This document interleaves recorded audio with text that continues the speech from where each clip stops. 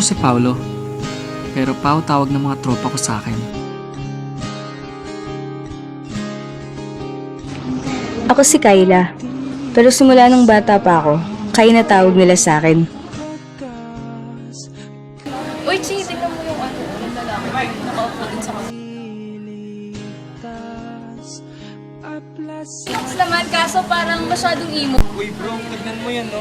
Masa, yun, no? Ang ganda, no? Sakto lang. Ang ingay-ingay kasi. Isa ako sa libo-libong babae na nangangarap ng isang prototype fairy tale love story. Masaya na ako sa simpleng buhay na meron ako. Pero nagbago lahat yan. Pero yan ay nag-iba simula nang dumating ang babaeng nakapagpabago sa simpleng buhay ko.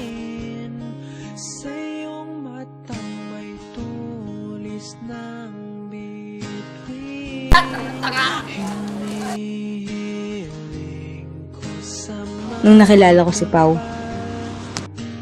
Simula nang dumating si Kai. Ano ba talaga meron sa'yo? Sige nga, wala! Friend! Crush mo lang yun, eh. Oo, crush kasi. Sabi ko na ba, bro. Yung crush talaga parang kalabasan, no? Imagine, ang layo-layo pa nakita mo na. Hindi niya pa ako binabato pero tinamaan na ako sa kanya. Hindi niya pa ako binabaril pero patay na ako sa kanya. Hindi ko alam kung ano na kami or kung meron na bang kami. Gusto ko siya. Yung mga simpleng bagay na ginagawa niya. I know that this is not just infatuation. I know that this is love. Yes, I fell in love with her. May mga tao talagang hindi nakalaan sa isa't isa. Ang mahirap lang dyan, hindi na nga nakalaan sa isa't isa, pinagtatagpo pa.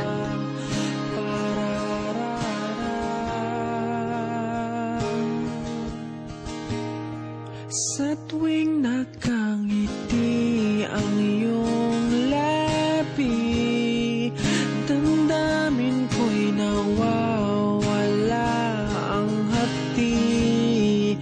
Ang kutis mong liwanag sa gabi, animoy perlas ng bahaghari.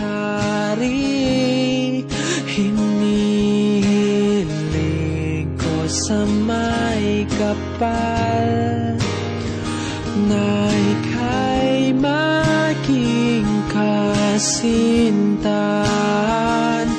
kahit sa